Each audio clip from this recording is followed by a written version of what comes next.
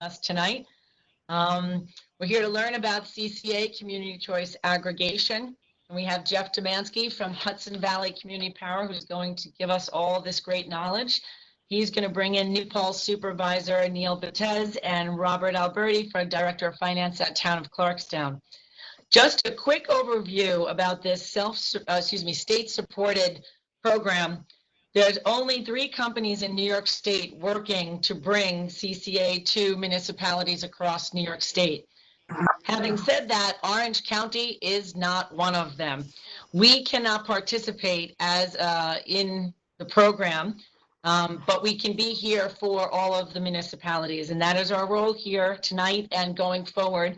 We would like to help you in educating, promoting, outreach, whatever you need. We would like to assist you. So please, at the end, let us know how we can get you more information, how we can talk to the your colleagues in your community, how to build that level of interest. So just let us know and we will be glad to get you on board. So Jeff, take it away and please give us the details. All right, thank you, Kate. I realize I'm remiss right off the get-go here in not including information for you, contact information for you. Something that please let us share that too towards the end, so folks can contact you directly and not just me. Information request. Again, folks, please do mute yourself if you're not speaking at this point in time, and turn off video. I thank you all for doing that, for those who have done it. And now this is our agenda for tonight. I will talk about community choice aggregation at a very basic level, describing what it is, which includes some of the other W's, where it is, why it is being pursued. So there's some very basic information just to give a sense of what is this thing that's called community choice aggregation, and very commonly by its acronym CCA. So it is, I will indulge in using that acronym frequently tonight in New York State. And then for some detail, for some color on what these programs are and how they operate, I have a section on some example CCA programs, focusing on those that are here in the Hudson Valley, including by all of the approved administrators that Kate just mentioned. There's representation, communities participating with each of the 4 approved administrators in the state currently. And then I thought it'd be interesting, particularly for this audience, to see some process steps for what it's like for a new community to start and to launch a community choice aggregation program. And then I have one slide that serves as a review for myself to make sure I've hit the most frequently asked questions. It's a slide I use commonly in our public outreach and education for the populace, for the members of the communities where we are launching programs. And then there will be a point where I ask you to separate 2 brain spaces, one for community choice aggregation and another for community solar. So I'm talking about the 5th bullet down on our agenda. They're similar in some ways, but there's definitely differences in the programs. They're parallel opportunities. You do not have to do them together, but they're so commonly confused that I thought it's worthwhile in pretty much every talk I do to draw some distinction about what these programs are and how they are similar and different. And then for closing thoughts, some interesting updates on CCA and community solar here in New York, what I think are some inspirational and good recent events related to the programs. So these are the speakers tonight. I am Jeff Demansky. I'm the executive director of a nonprofit called Hudson Valley Energy, based here in Beacon, New York. And I am involved in a current community choice aggregation program, which I'll talk about on an upcoming slide, and one that's about to launch here in the Hudson Valley. And wonderfully, I have 2 wonderful guests here tonight who were willing to come and to contribute their thoughts and to be here to answer some questions from both the active CCA program and the one that's about to launch. In the about to launch category, we have Robert Alberti from Clarkstown, who is Chief of Staff and Director of Finance in Clarkstown. And he is in that partner community, as a very sizable one that's about to launch in Orange and Rockland territory. And I also have Neil Betez, the supervisor of the town of New Paltz, who joined an existing community choice aggregation program just the start of this year. A lot of significant efforts through the fall, but officially joined a current aggregation in January of 2020. So thank you both for being here. And again, thank you, Kate, for having us. And if you're not speaking for the moment, please do mute yourself. I do hear some background noise, and I can take a look and try to mute, but if you're not speaking, please do mute yourselves. Thank you. So jumping right in, and I'm going to move nimbly. So again, a reminder to please do plan to contact us if you have a further dive of deeper questions you'd like to ask. What is community choice aggregation? In a simple sentence, it's a policy that enables municipalities to source energy on behalf of their community members, on behalf of their residents, their businesses, and other organizations. It was enabled in New York State in April of 2016, and it was done so for a number of reasons. There's a number of benefits for CCA programs. I'm jumping here to my my master mute button to see if I can limit some of the background noise that we're hearing. I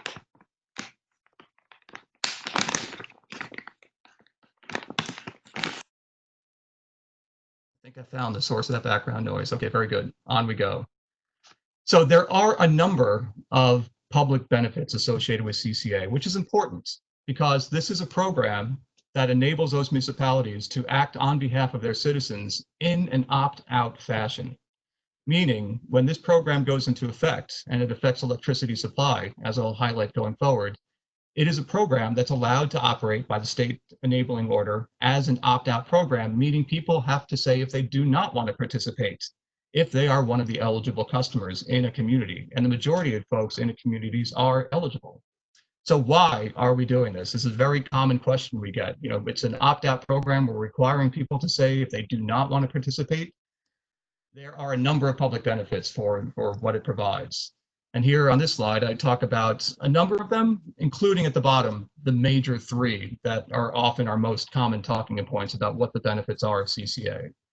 But first, from a municipal perspective, passing a local law, which I'll talk about coming up, which is one of the first required step for a community to pursue and to launch a CCA program, it is an enabling tool. It allows that city or town or village the authority to explore whether this makes sense.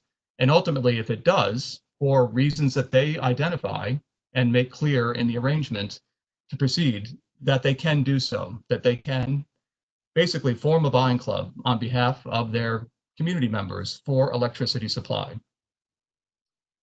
It empowers the communities. That's the idea. There's a number of state programs in New York associated with improving the function of the electricity grid from the challenged, vulnerable, and inefficient grid that we have now to improve it to be a more distributed, more resilient, cleaner grid with cleaner sources of energy on it in a way that does not lead to higher costs for all of us in New York. The state has this idea, and it's being demonstrated through programs like CCA, that you can have your cake and eat it too, that you can improve the grid, that you can bring on more clean energy sources, and you can, through the beautiful symbiosis of the marketplace, share benefits with community members where they can actually save money while doing so. And with CCA, the anticipated savings are about 5 to 10% over what people are paying currently for non-clean energy for their electricity supply. And that community, in addition to focusing on the source and the savings targets, it has the ability to dictate terms in the contract, including consumer protection. And this is very important, and this is a very important state goal. And sometimes it's not the most common one talked about with CCA, but there are so many aspects of it that provide consumer protection. For the members of the community, there are no individual contracts. They're not fixed into this program. There are fixed rates. It is supposed to be as transparent as possible. And people have had experience with supply options in the past where they get into a program that has fixed rates for a period, but then they turn variable and strange things happen and they try to get out of a contract and there's strange penalties. The idea of CCA is that it's a simple choice option which doesn't take away any of their existing choices, but it gives them a simple way to achieve these benefits. It is the default supply for those communities that go forward. It's an automatic action, which is also a bit of a decision-making gift for the members of those communities. They don't have to dig into the depth of all these different options and opportunities in the energy marketplace to derive some benefit. But even though it's a default choice, again, there's no restrictions. There's a free opt-out or cancellation from the program at any time. And as a public benefit, I've often used the analogy that the program is like a public swimming pool or a public tennis court, like where you're given a membership to the town pool, where you have to say if you don't want it, you can opt out or opt back into it at any time.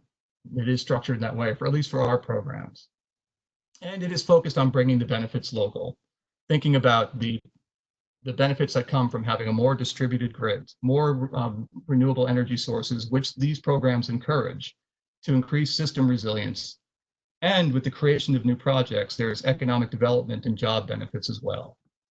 So there are numerous public benefits, but the three main benefits that we'll talk about and that we often talk about with people are these three at the bottom. The ability to save money, the fact that it does provide a number of degrees of consumer protection, and promotes clean energy. With that last goal in mind, as an explanation of why CCA has been enabled in New York State and why a number of other states have allowed and are pursuing CCA. There are 7 states besides New York that have enabled CCA, and some of them going way back, Massachusetts to the late 1990s. But in New York, this is the highlights of the recently passed Community Protection Act, the Climate Leadership and Community Protection Act. And there's good details here about what's now law, what the state has required in terms of goals, including 70% renewable electricity by 2030, moving to 100% renewable by 2040, and very high levels of goal for an amount of electricity from different types of clean energy on the grid, including storage by these years shown. CCA is a very powerful vehicle to get there. And as further evidence of that, I share a bit of a wordy slide with you, but it's a great program for if you don't know about the Clean Energy Communities program and you're doing work within your communities and you care about sustainability, you care about cost savings. This is a program that NYSERDA, the New York State Energy Research Development Authority, created for municipalities in 2016 as well, in the same year that CCA was enabled in New York State. A lot of words here, but wonderfully and simply put, the state said, through NYSERDA, these are 10 actions focused on becoming a more clean energy community that communities should consider for those many reasons. Community choice aggregation is on the list. It's number 9, but that is in no certain order because I'm sorry, I just got distracted by text. Because the program manager has said numerous times of the Clean Energy Communities program that this is the most powerful of the programs by far and away. And there at the bottom of the slide, I have included the link for this Clean Energy Communities program if you want to learn more. But we certainly know a good deal about it, so we can ask questions about it or we can talk about it afterwards.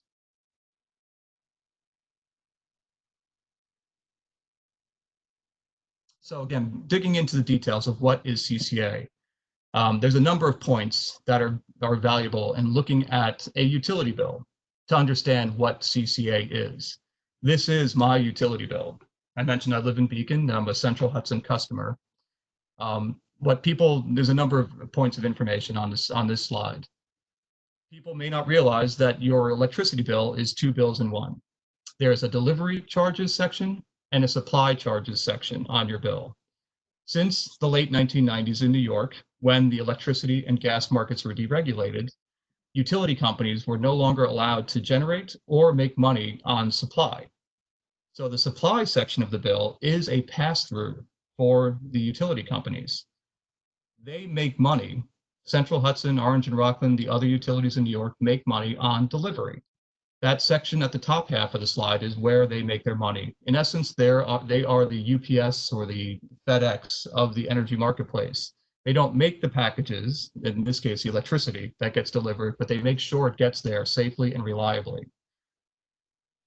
So for what we're affecting with community choice aggregation is just the supply section of the bill. And people have had the ability, since deregulation went into effect in New York State, to go find an alternative supplier for their electricity. The state default, if nobody takes advantage of this, the fact that there is a marketplace and they do have a right by state regulation to source their electricity through a contract with another company, If somebody does not do that, the default is that the utility company will do that for them on a month-to-month basis. The local utility company is not allowed to fix the price. That's why that rate that's shown in the supply section of the bill varies month to month if you are having the utility company make the choice for you. In a CCA program, in the group buying club, in which partner communities issue a request for proposals to suppliers, that is most common that they do fix the rate. And this bill, my bill, shows what it looks like when you are in the program.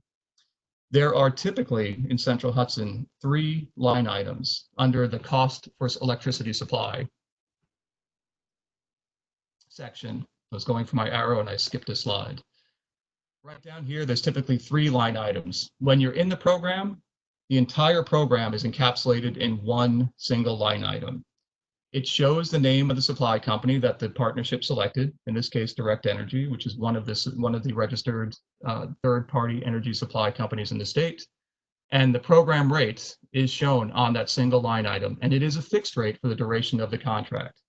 In the case of our program that I'm part of, it's a 2-year contract. So for every month of the 2 years, this rate, 6.361 cents per kilowatt hour, will be my program rate multiplied by my usage. And that is inclusive. There's no other fees, there's no entry fees, exit fees, or penalties. Everything is rolled into that single rate. So this is what I call the where you are right now slide. Also pointing out your menu of choices, sort of like walking into a restaurant where they have a number of appetizers and a number of entrees, and you're in a prix-fixe and you want to pick, you can only pick one of each. So in terms of electricity supply, though, this is the menu before a CCA program. Your 2 choices as a customer in New York State, if you're not in a CCA program, are 1, you can have your local utility, and I have Central Hudson here because this is my Central Hudson slide deck, as a choice. Or you could take advantage of that marketplace and go with a third-party supply energy service company, which always require a contract. There is an asterisk on the first choice, the utility company, because, as I said before, that is the default by state regulation. The state says if you do not make a choice, then the utility company makes that supply choice for you. The third-party supplier, there's really 2 reasons for the most part why people will consider a third-party supply contract. 1, to get a better price than they're paying from the utility, or 2, to promote or support clean energy, renewable energy. I have not seen the case where the 2 of those go together, except with community choice aggregation. So again, saying that when you seek a third-party contract, you can get a less expensive rate for energy supply, or you can promote clean energy, but that is typically much more expensive than the utility company is paying for its non-clean option on a month-to-month basis. So that third box on our menu will be filled by CCA, which brings those 2 options together for that win-win scenario that we talked about. This is a quick screenshot from my computer as well as a Central Hudson customer, focusing on that second option on the menu above. This is a screen that you can navigate through Central Hudson's website, in this case, and most utility companies have this ability to help you find a third-party supply company. And the emphasis on this slide are a couple. There are lots and lots of options out there. There are dozens and dozens of registered energy supply companies out there. Many of them are great. Lots of people have been very happy with their third-party energy supply companies. But as a customer considering this, there are lots of options, and that can be overwhelming. When you click through on the option showing that I had 86 choices for electricity and 33 of them are green offers, it can be overwhelming. You do go to a nice table that lays out the contract terms and the pricing and the sourcing and other aspects of the programs that they're offering, but it can be overwhelming. And not many people at any one point in time take advantage of this. I think many people may have tried it, but typically we find that no more than about 15 or at most 20% of a community are taking advantage of a third-party supply contract for those 2 reasons that I talked about. And many people have tried it, as I mentioned. So maybe many more than 20% have tried it in a community, But there have been lots of bad experiences. As I was mentioning above, people have had bad experiences with rates that have gone very high, contracts that have seen very opaque and very expensive exit fees on contracts. So it just speaks to, again, how CCA can offer a simple option to take advantage of opportunities in the energy marketplace. So revisiting our menu for electricity supply choices, the third option is CCA. And in a community doing community choice aggregation, it becomes a default option. So that is the beauty of what CCA can offer. But again, remembering that you're not locked into that. You can reject it at any time with no penalty. You can take advantage of those other two choices at any time as well. So that's my overview of community choice aggregation. Kate, is there I see you sent me a couple messages. Are there any clarifying questions you've seen come in that I should address before we move on?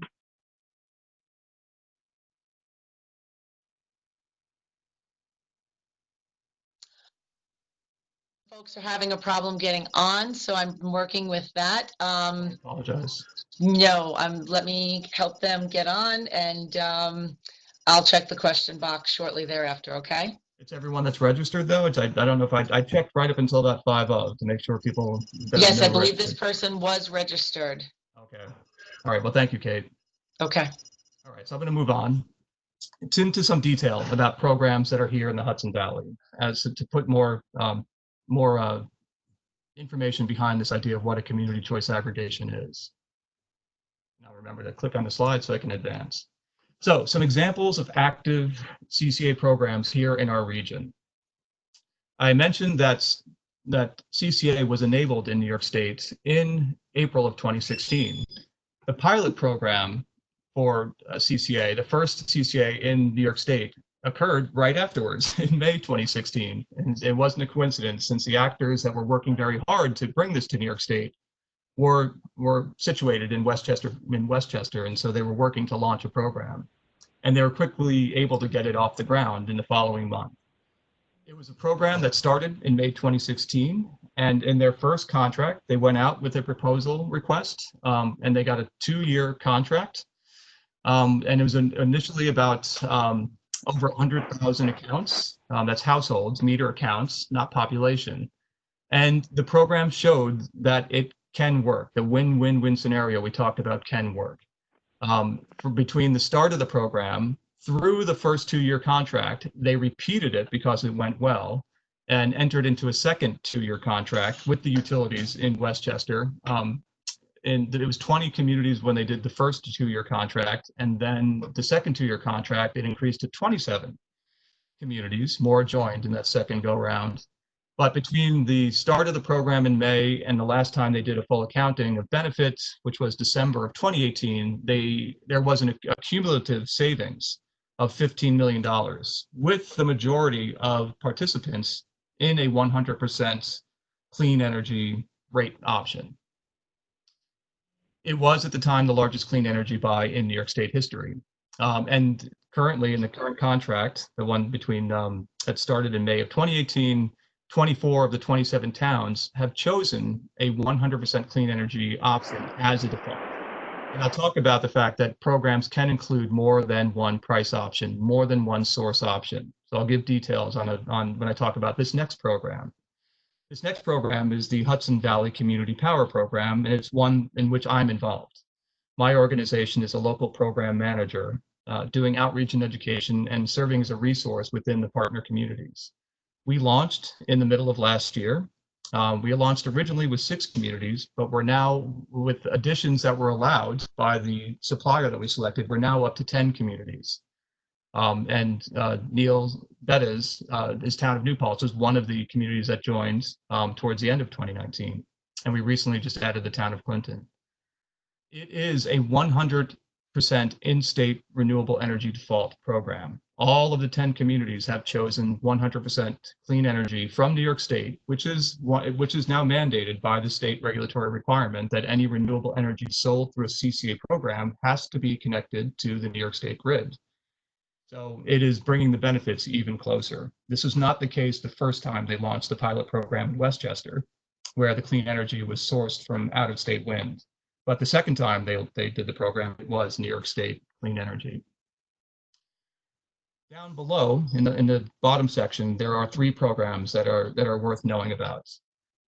There's one of the, so in terms of administrators, let me go back to the top. Westchester Power Program. The Westchester Power is one of the 4 approved administrators in New York State, and their focus is Westchester, doing the Westchester Power Program. My partner, the approved administrator for the Hudson Valley Community Power Program, is an organization called Jewel Assets, and their division focused on CCA is Jewel Community. I am working with them also to launch the Rockland Community Power Program, and I have slides up ahead to describe the partners in the slides coming up. Another approved administrator is a company called Good Energy. And they have, last time I checked, and I stand to be corrected, but last time I checked, they were working with 5 communities in the Hudson Valley, from Rockland County all the way up to Greene County. So 5 communities selected Good Energy as their administrator. And I think there might be another one that's about to start. I did mention briefly the Rockland Community Power Program, and that's about to launch in 2020. That's with 6 communities currently, all in Orange and Rockland territory, and all actually in Rockland County, thus the name Rockland Community Power. And again, that's launching a little bit later in 2020. And then there's an organization that is situated further upstate, another nonprofit called Mega, that is an administrator. And they have a couple of other CCAs that are in operation upstate, further upstate, but they're about to launch a very significant CCA, what I still consider the Hudson Valley region, with the Capital District, Albany, and 12 other communities around Albany, for a total of 90,000 accounts. That is also going to launch later this year. So these are just a quick view of some CCA programs in the Hudson Valley. A little more detail into what a partnership looks like is the Hudson Valley Community Power Program. Hudson Valley Community Power is a partnership of all of the logos in the lower left hand of this slide. The logos that are shown there underneath the community partners are the 10 municipalities, the cities and towns and villages that are all part of this CCA, that have all taken the steps required to be in a CCA program. And we did launch, and this is an active program. I mentioned Jewel Community Power. That's the logo in the lowest left part of the slide. They are the administrator of the program. My organization is located to the right. That's Hudson Valley Energy. Direct Energy is the supplier that this partnership selected to provide the rates that we were looking for and the sourcing that we were looking for, meeting the requirements that were set out for the program. And I do include, though they're not part of the contract, Central Hudson on the slide, their logo, because to emphasize the point that this program does not replace Central Hudson, does not replace the utility. It could not be done without the utility. The logos that are shown above the community partners, there's the city of Beacon, the city of Poughkeepsie, the town of Phillipstown, town of Fishkill, Marbletown, the village of Cold Spring, the village of New Paltz, and the town of Clinton, but also the town of New Paltz. And you can stop hearing my voice and to hear some description, some color of what the experience was like in the program, I'd like to turn it over to Neil Bevis to speak. So Neil, I'm going to make sure you're unmuted. Good. So share your thoughts on the experience of a CCA program. Sure. So, initially I was not a big proponent or an advocate of the town moving forward with the CCA. We were already a clean energy community. We had done enough of the 10 items to qualify for that. And as a board, we only have so much bandwidth to get things done. And I like to tell my board that, we really can only do so many crazy things before we lose the goodwill of our residents. And being an early adopter, there's always a risk. There's just more things that can go wrong. And people ask, well, why are you doing this? My neighboring town, they're not doing it. Why are you making me do this? And so, we decided not to move forward right away, but several residents came forward and really pushed the board to do it. It doesn't happen that often, but they were pretty hard nosed with us, and eventually, we relented. And in the end, doing the CCA with Jewel was pretty much one of the easiest things we've ever done. Pretty much turnkey. We voted on it, and it was just pretty much taken care of after that. And we get complaints about pretty much everything we do or even don't do. That's just how it is, right? Every town and village and probably county has their own social media, Facebook page, and everyone's an expert. But this not so much. I mean, there was a little bit of griping, about big government, things like that. But a lot of their neighbors immediately weighed in, and several people have actually thanked us for doing it. What they kind of described to me is that it was the same story of several times, right? They said, well, I've been wanting to switch to a green energy provider for a long time, but as Jeff was saying, you go in and it's overwhelming. There's so many choices, and in the end, it's like, well, you think you're going to make the wrong choice, so people just don't do it. They're afraid they'll get locked into some contract. They'll have to pay lots of fees, and so they don't do it. And Jeff won't say it, but there are some predatory companies out there. That was pretty clear to us, when we were going through this process with the signups going on. Even I got these letters from companies that were very misleading and on like strange letterhead, trying to convince people to sign up, because we were being a CCA. And so there is a lot of stuff out there that I think rightfully so, people just don't do it. And what the people told me, and my residents have said, they appreciate that we went through the effort to kind of vet the different companies and find a good deal for them. And even some people that initially said, oh, I'm not gonna, I like my choice, I like to do what I want. They ended up signing up because they like saving money. And a lot of them are not crazy, tree huggers. They like to save money, and they do with this program. So I think it worked out really well. I would recommend other towns to do it. I'm glad we did it. Personally, I did it, and I'm seeing a big savings on my bill, just with my own stuff. So I think it's worth moving forward. So that's pretty much all I have to say. That's great, Neil. Thanks so much. I'm so glad you mentioned about the predatory companies out there.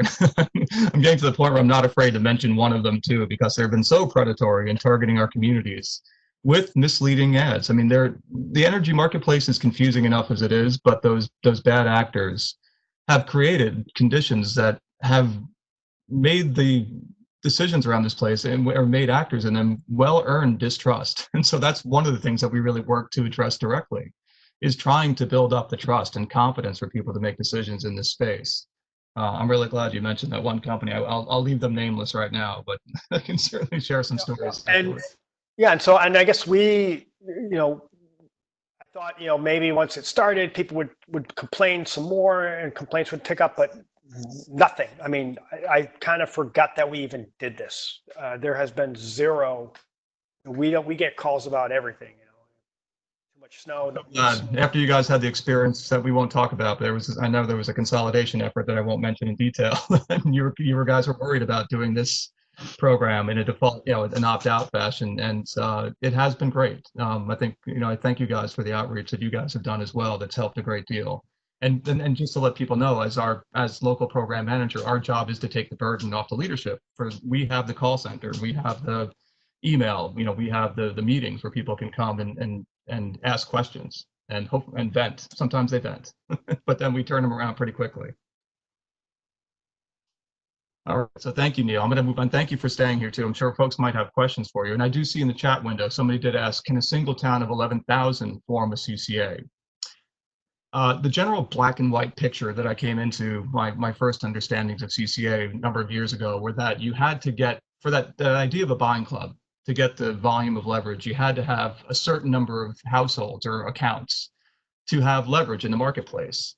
It was a certain story that, having experiences we've seen from other states and in New York State with the pilot program, we had talked about a sweet spot being 30,000 to about 80,000 households. Anywhere within there was getting over the threshold and not too big to scare away some of the suppliers when you went out for bids.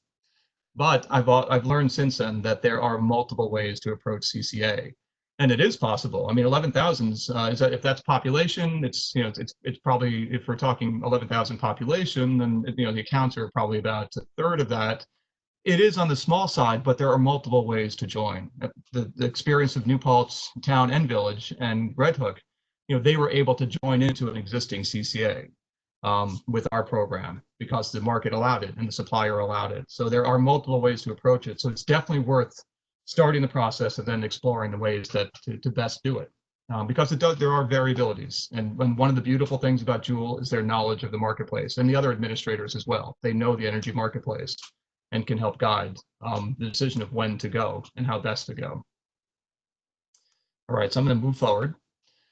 So this is a very detailed slide, but this is the meaty slide that people care about. This is where does the win-win actually work? Can you actually get the cost savings with the clean energy?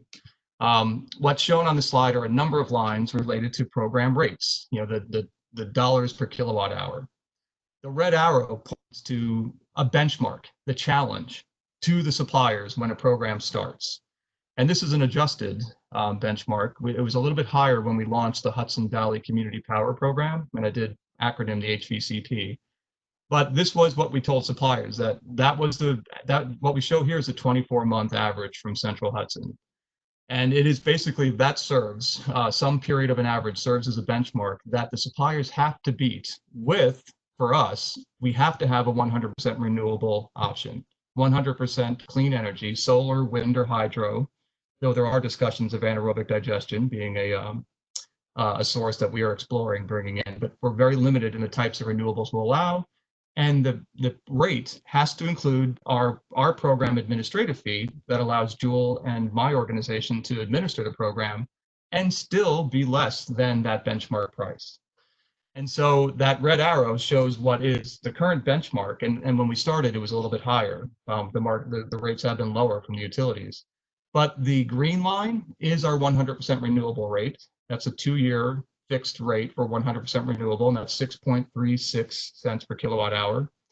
But we did include, and we asked the suppliers to include, a second rate for a mix of sourcing that is similar to what the utilities provide on a month-to-month basis. There is nuclear, there is fossil in there. There's probably approaching 30% renewable by state requirement, but it is more of a traditional standard mix. And it is slightly less than our 100% renewable for the Hudson Valley Community Power Program. It's 6.08 cents per kilowatt hour. This small difference between these rates shows you the power of these two rates right here, shows you the power of the CCA program. The 100% renewable is more expensive, but it is just slightly more expensive. And we're talking about, not even 0.4 cents more expensive. As an individual customer, the yellow line represents my analysis of the third-party energy supply companies. When I showed you that screenshot of my ability to get different offers, the average of what I found was about 7.5 cents. As an individual customer who had to enter into a contract that had a minimum participation, that had an exit fee, that had sourcing not necessarily from New York State, much more opaque experience. So that shows the difference between the green line, our program rate, and what an individual can do. The yellow line shows the power of the program. But you may wisely ask, how is your program doing against reality since you launched the program? When we launched our program with the original 6 communities, the price from Central Hudson was up here. It was 6.73 cents per kilowatt hour, and we were very happy because that was above our program rates. But those of you who looked at your utility bills and pay attention to such things, the rates did drop this past fall in Central Hudson Territory and other utilities for a number of reasons, including a much more mild a much more mild summer than we typically experience. And so there were 4 months when the program rate was our rate. But after that 3rd month, it was trending back up.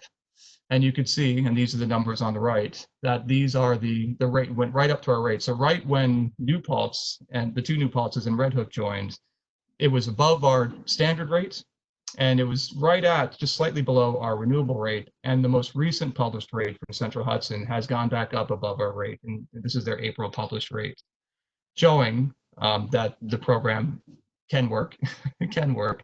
It shows the variability, that there's not a guaranteed savings, that we do anticipate, even with the fluctuations and the weirdness that we're living through right now in markets, we still believe over the remainder of the program that we will bear out and have a win scenario that we expect, where this program will work.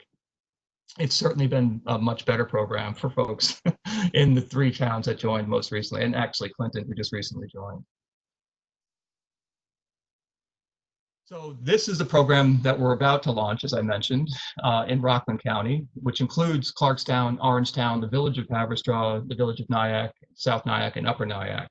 It is in Orange and Rockland territory, but we are still the program administrators, and this little spot here is where we will to insert the logo for the supplier that we select as a partnership in the not too distant future. We hope within a few months, or maybe within a couple of months.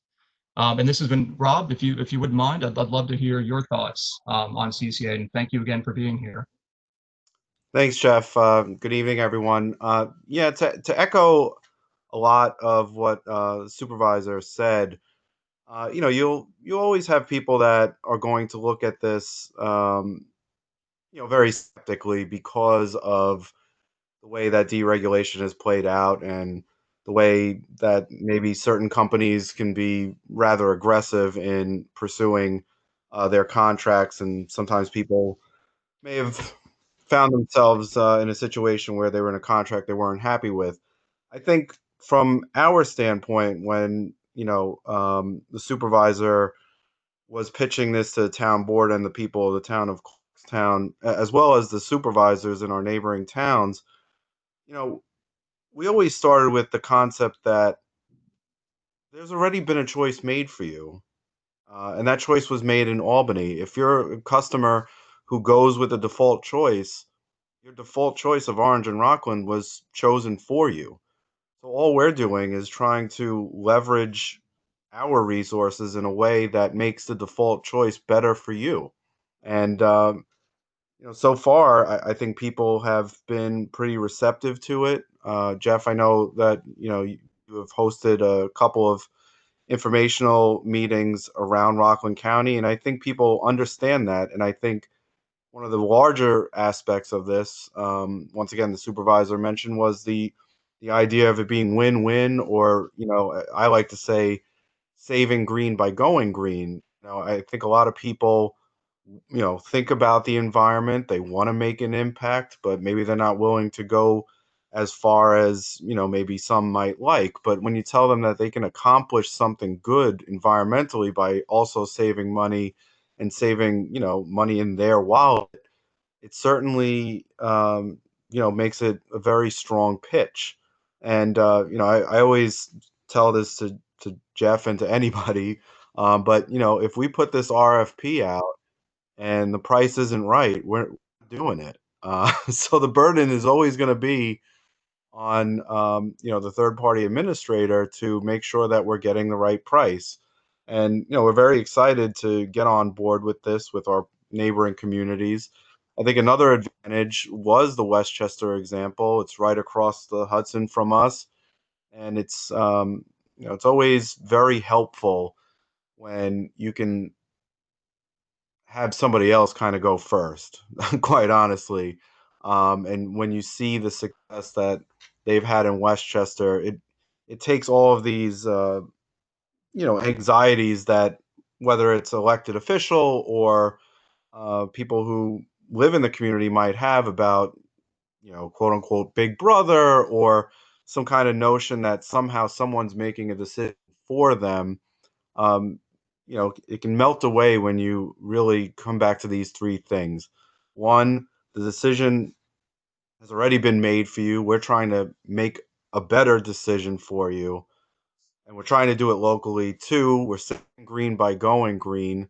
3, we're actually expanding options, because when you go to Orange and Rockland, you're just getting whatever rate they have.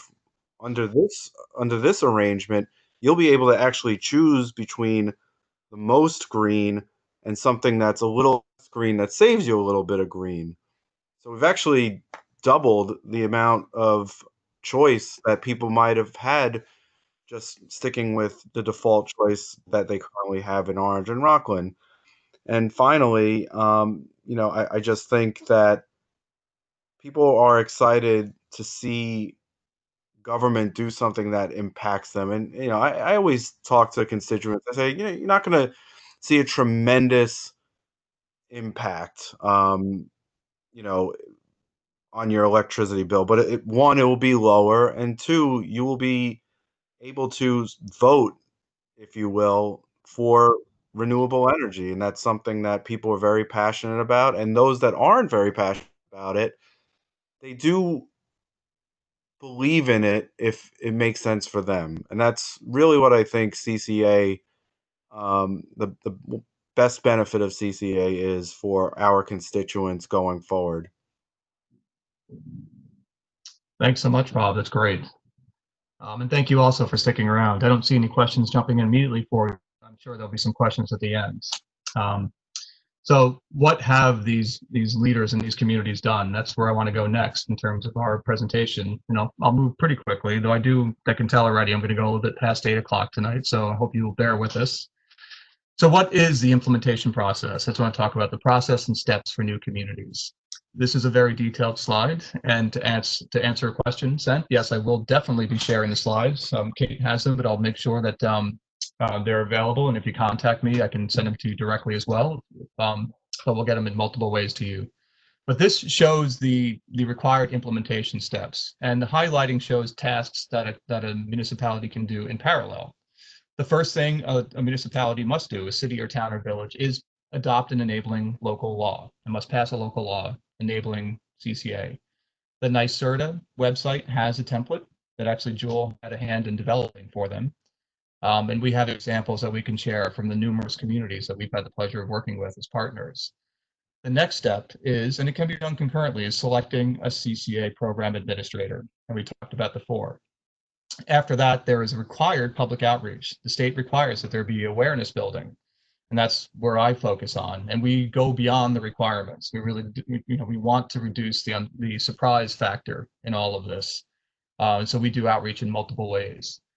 After we do outreach for a minimum of 2 months, we submit for approval to the Department of Public Service. This is a regulated program, so we do need to seek the approval. And that could take 2 to 4 weeks.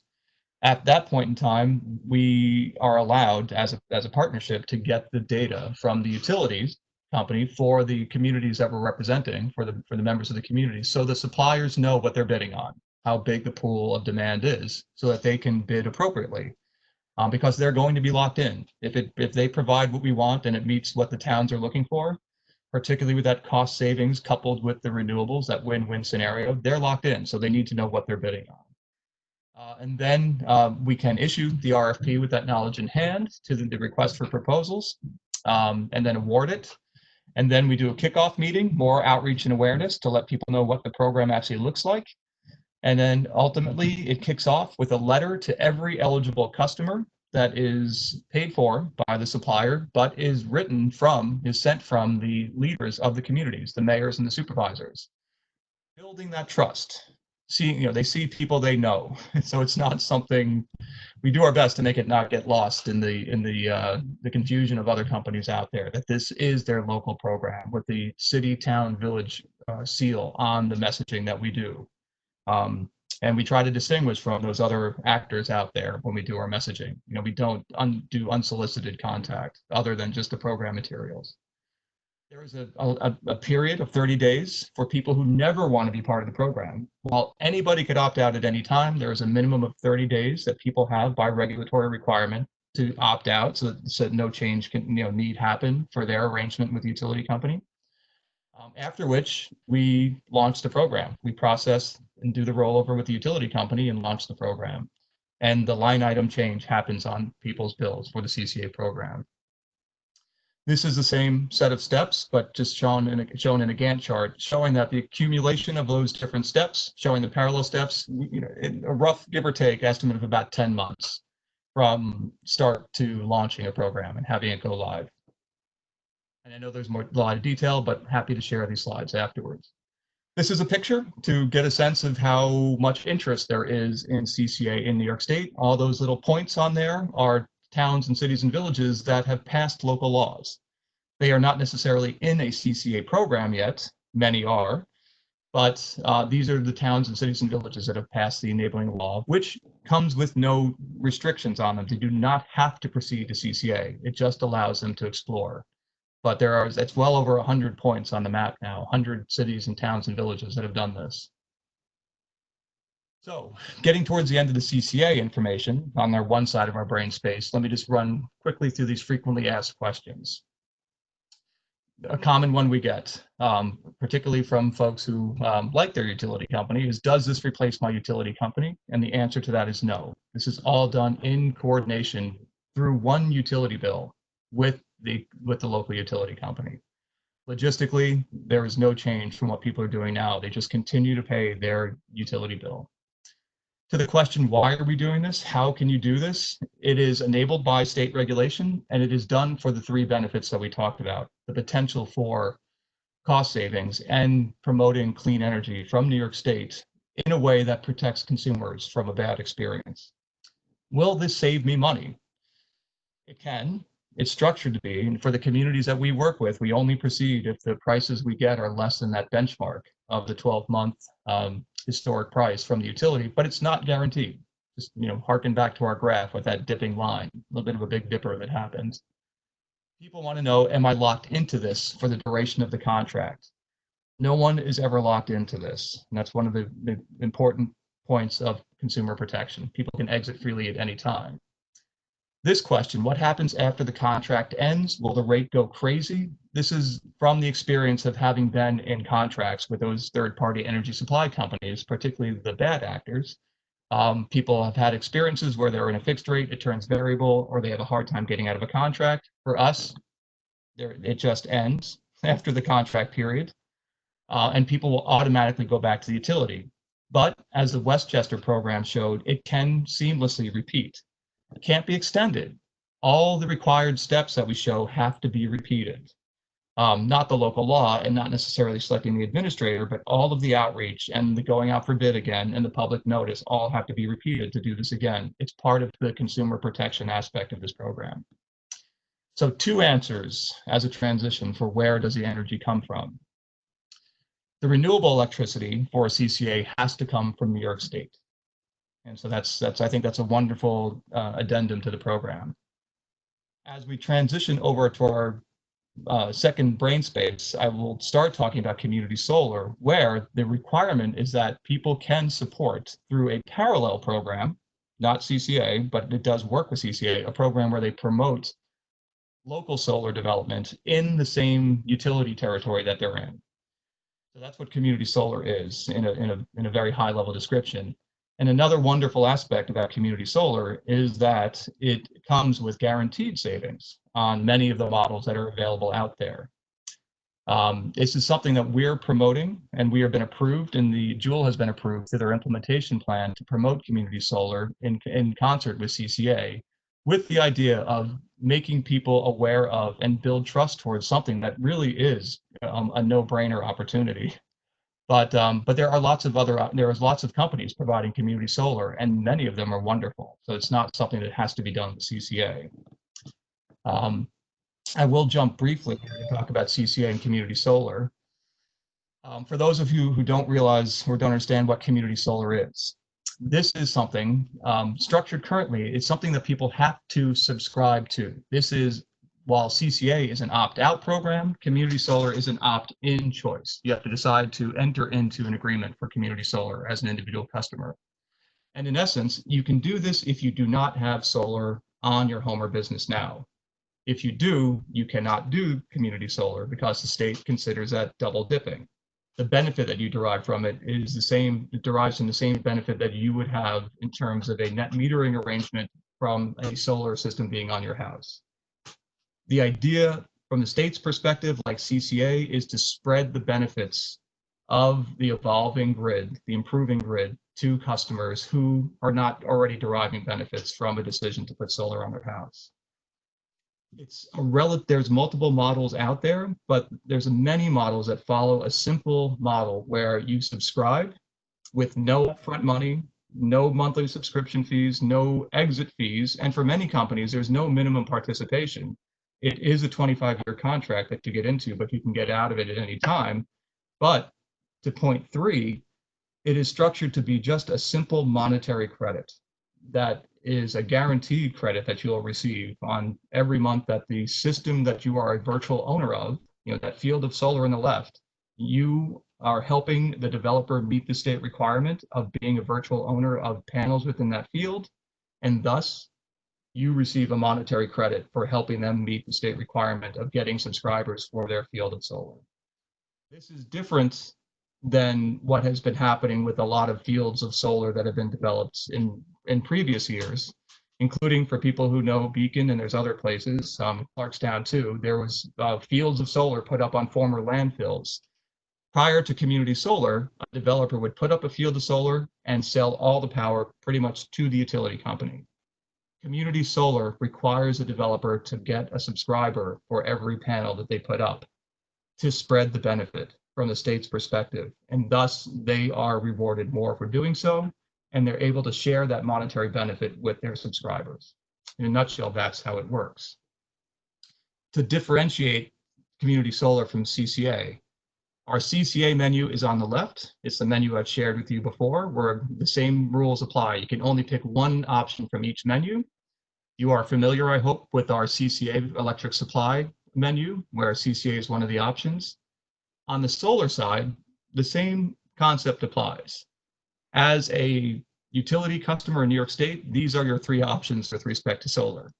Option A, you don't have to do anything about solar. You can just go on with your life. You don't have to put it on your house. You don't have to join community solar. But the second choice is, and you may have already done so, you put solar on your home or business and enter into either a lease arrangement or a direct purchase arrangement that derives some financial benefits for you. If you are not choosing A or B, you can do C. You can do community solar. Options 1, 2, and 3 on the supply side, and options A, B, and C on the solar side are mix and matchable. You don't have to do CCA to do community solar. You don't have to do community solar to do CCA. All the options apply. So just to differentiate on what these opportunities are. It is a very, these simple, there's the developers that are providing simple consumer-friendly options, consumer-friendly contracts. Those are the ones that we are promoting and supporting. And these are examples of how the communities, that our partner communities, see the benefit and are helping to bring that awareness to their residents. What's shown here on the slide right now is a letter that the mayor of Beacon, the mayor who was the mayor last year, wrote to every citizen about CCA and the community solar opportunity, just pointing out that you should take advantage of this. It's a first come, first served opportunity. He's saying you should do so because it is just a way to reap additional benefits off of your utility bill. The image on the right is similarly a flyer that Mayor Casale had helped us produce to help spread the word about the benefit of the program. A last slide, just to show the distinctions between CCA and community solar. I won't go into details about it, but what's represented here, to emphasize the point that you don't have to do both programs, you can do neither program, or you can do a combination of the two. This is one bill with 4 different scenarios. The bill on the left, you might remember there's the delivery charges and supply charges in everyone's bills. In a simplified way, I'm saying no programs, your delivery charge is 60, your supply charge is 40, your total bill is 100. In the scenario, as in Hudson Valley Community Power, where the rate that we received for CCA supply was 7% lower than the benchmark, the bill for this month would be 7% lower in the supply charge, resulting in a $97.20 bill. So a slight improvement. But that is an apples to orange comparison because in the second scenario, it's 100% clean energy. The third scenario is what it looks like with a simple monetary credit from community solar without being in CCA. $100 bill, a 10% monetary credit results in a $90 bill. And then the last example is the combination of CCA with community solar, showing that you can get that if history works out, if history is a predictor of the future, and you do derive a 7% benefit over the life of the program, you do get the 10% monetary credit month to month by being a community solar customer. You get the biggest benefit in the combination of the two programs. So those are the two distinctions. And my very last slide tonight, and I thank you all for your patience, and then we'll open up for questions and I'll review the chat window. But just some milestones and updates associated with CCA and community solar. Just put up here as a reminder, this all started in New York with April 2016 enabling order by the Public Service Commission. This is when it all started. In March of 2018, I did mention above, but here it is in words in front of you, there was an amendment to the order such that all clean energy, all renewable energy sold through a CCA has to be connected to the New York State grid, has to be in New York State or directly connected to the New York State grid, bringing the benefit even more local to bring the improvements to the New York State grid, which is a wonderful additional benefit of this program. A highlight from it last year, which is maybe a little bit up in the air given the extreme budget challenges that everybody is facing everywhere now, but it was very exciting last year in the 2019 New York State budget as an indication of the belief in the power of CCA as a transformative tool. The state included a $1.4 billion provision in the budget for development of renewable electricity for exclusive sale through CCA programs. I haven't heard that that's changed, and I believe there's wonderful things afoot, and great things have happened in the last legislative session around clean energy and siting orders and the like, such that I do believe that things are still very rosy looking forward for renewable energy development generally in New York State, but in particular, you saw all the points on the map. There is a strong belief that in the coming years, CCA will continue to be a very powerful mechanism because it is something that protects consumers and can deliver the other two wins as well. On the last point, actually, I wrote that incorrectly. I have to correct it. It was December of 2019. The state said that consolidated billing had to take place. And I didn't mention this, but with community solar, one of the reasons that community solar has been an opt-in program, beyond the fact that it's first come, first serve, there's not an unlimited amount of community solar projects out there, but there is a logistical hurdle.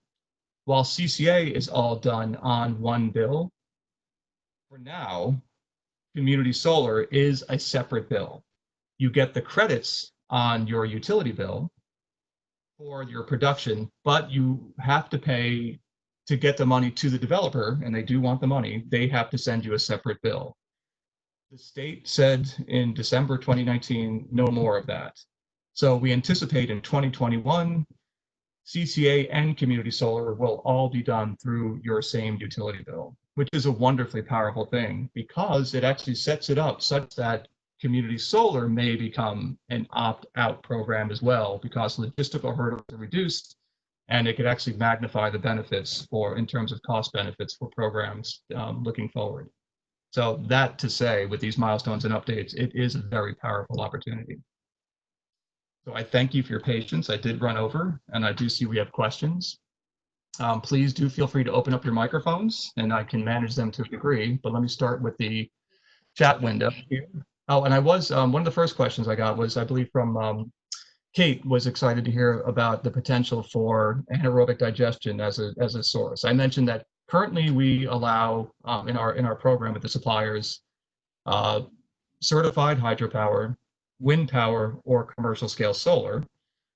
Just to let you know, with our current program, it is exclusively at this point in time hydropower and wind. We anticipate wind will be in the mix as well, because there is not yet commercial scale solar for sale through CCA programs, but that will be changing. The $1.4 billion that I mentioned is associated with that anticipated change, but we do anticipate, there is exploration actually of an anaerobic digester that's in the southern tier area that Jewel is in conversation with, which make a great deal of sense. Anaerobic digestion is largely the generation of gas for electricity generation from agricultural wastes as one of the major sources. There can be others, but that's what's being explored right now. I won't provide more detail because I don't want to befuddle the conversations that are happening now, but that is something that has some great potential. This is that one that started at 7. It's winding up, and I don't know. Right. I've been asked for a contact person in Phillipstown. I will provide that. I'll definitely follow up on that. Question: if suppliers are limited to New York sources, how does that impact price competition? It does. It's probably not as inexpensive as it could be if it was opened up to the renewable energy credit market nationwide, or even beyond the nation. So it probably does make the prices perhaps slightly higher by limiting it, but the benefits are, I think, outweigh the price impacts. Great prices are still to be had, even with the strange things happening right now as we're exploring the launch of the Rockland Community Power Program. We're still hearing good things from the suppliers about the ability to get good pricing. So you're right in sensing that maybe it drives up the price a little higher than it could be if if you had the ability to purchase the renewable energy certificates from anywhere. But I think the benefits of having it regional benefits outweigh that. A question: can a municipality work directly with the administrator to get through the process? Absolutely. I mean, that's what the is there for. It's to reduce the burden.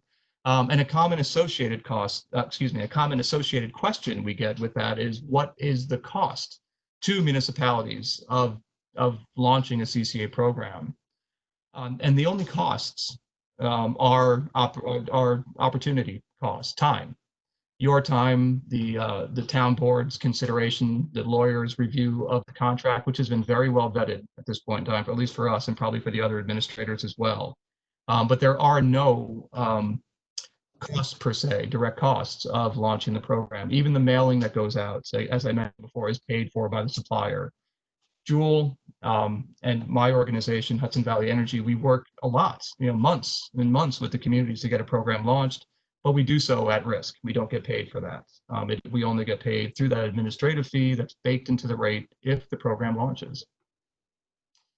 A question: did you mention the multi-year terms? I think that might be a question, and Kate, let me know if I'm misinterpreting this, that there can be different contract lengths that are agreed to.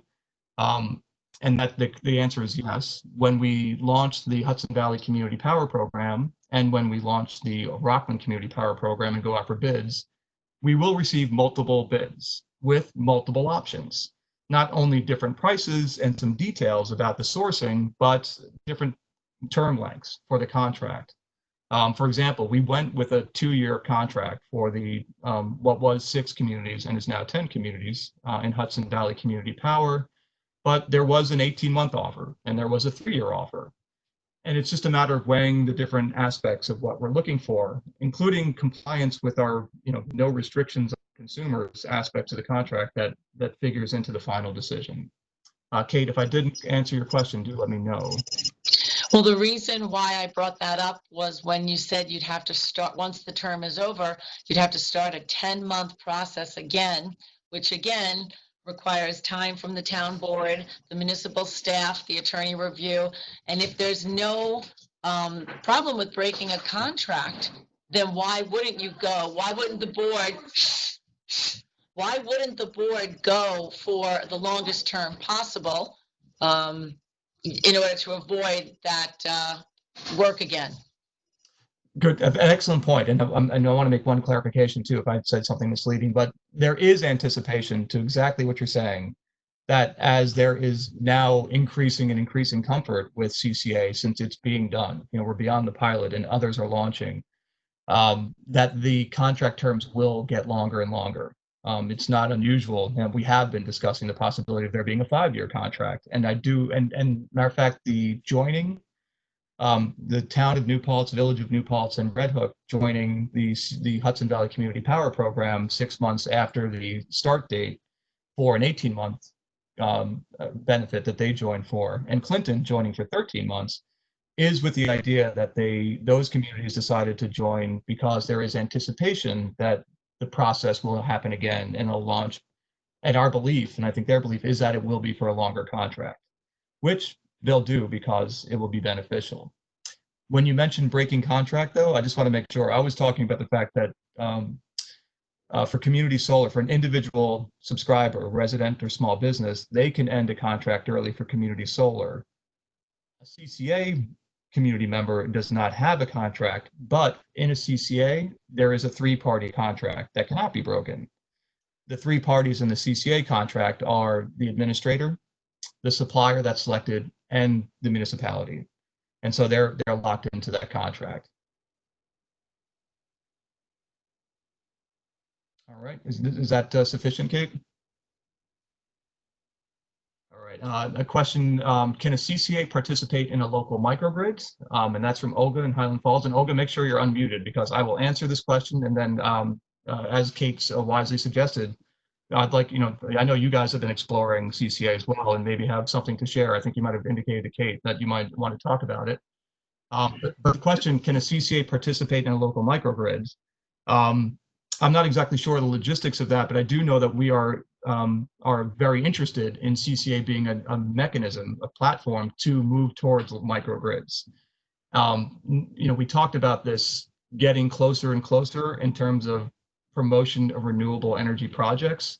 CCA, by current state regulation, must project a developer, a supply source must be connected to the New York State grid. So that's a statewide benefit. Coupling it with community solar brings it to this utility territory. But Jewel is very forward thinking and they are very interested in promoting even more local projects and working with and supporting the municipalities in developing projects that can be included within the CCA program. And we both were actually involved in state efforts and efforts around the Hudson Valley in terms of microgrid development. And we do know that that is a really valuable approach in terms of resiliency. And for those who don't understand what a microgrid is, it is basically the ability to island an area, a community, off from the broader grid.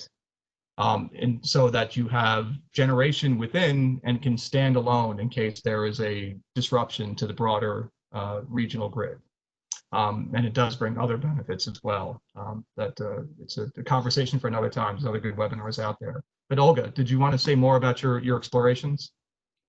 Not really. I mean, we are still exploring and have had, a number of initial conversations with our local city and town officials, and really just trying to lay the groundwork for hopefully the fall when we can resurrect and get back to pursuing all our clean energy communities initiatives. All right, excellent. Thanks, Olga. And I'm happy to be, as we've had as conversations in the past, happy to discuss with you and others too. I don't see other questions.